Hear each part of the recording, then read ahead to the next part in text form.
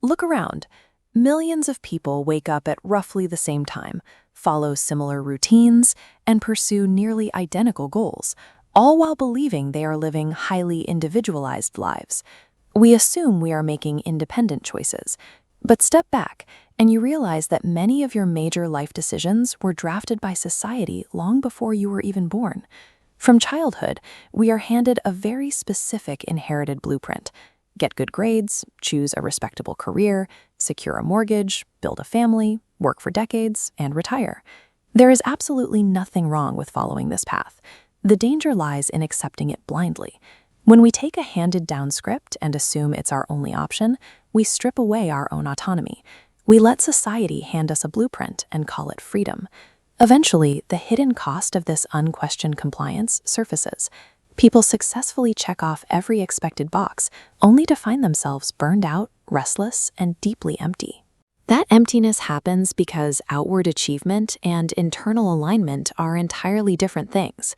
You can execute all the steps you were taught would make you happy while entirely ignoring your own personal values. You can spend decades grinding for a promotion, building a specific lifestyle, and succeeding at a game you never genuinely wanted to play. How do you know a dream is actually yours if you've never stopped to ask where it came from? No single malicious mastermind drafted this life path. It emerged organically through the compounding influence of everyday institutions. Schools train us to obey schedules. Media dictates which symbols prove we have status. Our families pass down rigid traditions, defining what a correct life looks like. Together, these forces create a narrow corridor of approval.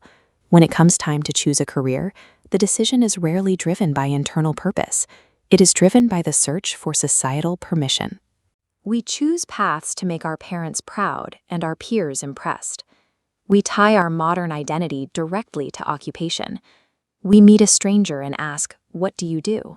long before we ever consider asking, "Who are you?" Systemic influence is highly effective precisely because it doesn't feel oppressive. It feels normal. And when expectations feel completely normal, they become invisible.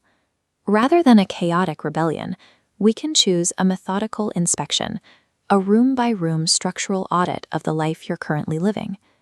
Think of your current life as a house. Every major aspect represents a distinct structural room.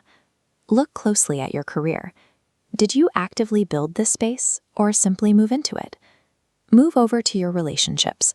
What hidden expectations keep these walls standing? Walking through this mental structure reveals the divide. You start to see which pillars are load-bearing parts of your own values and which walls were simply bolted on by someone else.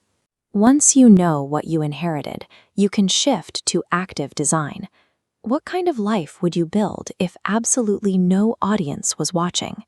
Modern society insists on measuring a successful life through extremely narrow, conventional metrics. We tally up income brackets, job titles, and material possessions. This chart shows what happens when we replace those conventional standards with metrics of autonomy. A well-designed life relies on absolute ownership over your own time, your own attention, and your independent thinking.